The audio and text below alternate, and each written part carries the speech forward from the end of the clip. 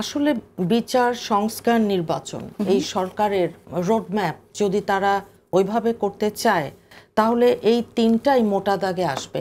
এখন সংস্কার ওনারা যেভাবে করছেন, মৌলিক সংস্কার যেমন স্বাস্থ্য খাতে বলুন, শিক্ষা খাতে বলুন, জলবায়ু খাতে বলুন, সেটা তো দরকার নেই, সেটা নির্বাচিত সরকার এসে করবে। কিন্তু এখন একেবারে প্যান্ডোরা বক্স খুলে নিয়ে বসবার কোনো কারণ আছে বলে আমরা মনে করি না।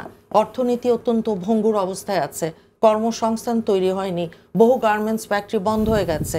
এই বিষয়গুলোতে নজর দিয়ে এবং সেই সাথে শ্রমিকদের যে অধিকার আছে এগুলো একটু দেখা, আর বিনা ওয়ারেন্টে এই যে একজন সাংবাদিকের কথা যেটা মাসুদ ভাই বললেন, আমি দেখলাম তুলে নিয়ে গেছে। তো ল অ্যান্ড অর্ডারের অবস্থা আমাদের এই গত এতগুলো মাস ধরে, 1 বছরের বেশি হয়ে গেল, একটু ফ্লুইড, এখনও এটা মানে সেটেল ডাউন করেনি।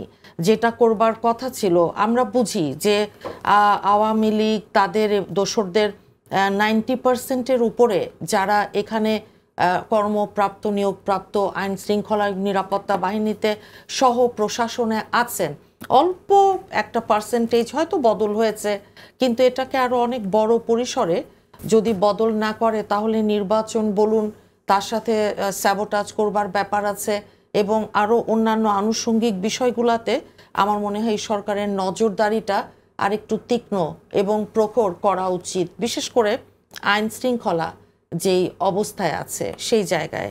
আর অন্যান্য যে বিষয়গুলো, যে সরকারের রাজনৈতিক সদিচ্ছা বলুন, আমরা দেখছি যে অন্যান্য কোনো সেক্টর থেকে নির্বাচন বানচাল, নির্বাচনের এগেইনস্টে একটা নানান রকম কি বলবো কূটকৌশল কিংবা ষড়যন্ত্রের নীল নকশা, এগুলো বাংলাদেশের মানুষ আমরা আর দেখতে চাই না। আসলে আমরা পোর্ট নিয়ে কথা বললাম, বিশেষ করে চট্টগ্রামের লালদিয়া কন্টেইনার টার্মিনাল এবং ঢাকার কাছে পানগাঁও আভ্যন্তরীণ কন্টেইনার টার্মিনাল, এই পরিচালনার দায়িত্ব দুটি বিদেশি প্রতিষ্ঠানকে দেওয়ার বিষয়টা সামনে এসেছে। এটা নিয়ে অনেক আলোচনা হয়েছে। এটাকে প্রকাশ করতে হবে। আমি বলি কি, এটা এখন ফ্যাসিস্ট যেই সরকারটা ছিল গত 3টা টার্মে, তারা ভারতের সাথে ওই যে সব দিয়ে দিয়েছি, যা দিয়েছি সারা জীবন মনে রাখবে, তো মনে তো তারা রেখেছেও।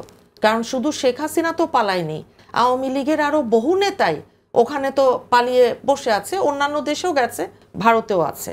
কাজেই যেই আমরা চুক্তিগুলো, যেই এগ্রিমেন্টগুলো আমরা বারবার বলেছি, যেটা আইনগতভাবে সরকারের নৈতিক যেই একটা দিক আছে সেটা যদি সমুন্নত রাখতে হয়, তাহলেও ওই চুক্তিগুলো প্রকাশ করবার কথা ছিল, একটা চুক্তিও প্রকাশ করেনি। এখন আজকে এই অবস্থায় গতকাল যখন আমরা দেখলাম বন্দর নিয়ে 2টো চুক্তি, এবং একটি 30 বছর এবং আরেকটি পানগাঁওয়ে যেটা, সেটা 22 বছরের ব্যবস্থাপনার দায়িত্বে থাকবে প্রতিষ্ঠান দুটি, সেটা আমরা দেখলাম, আমি দেখেছি।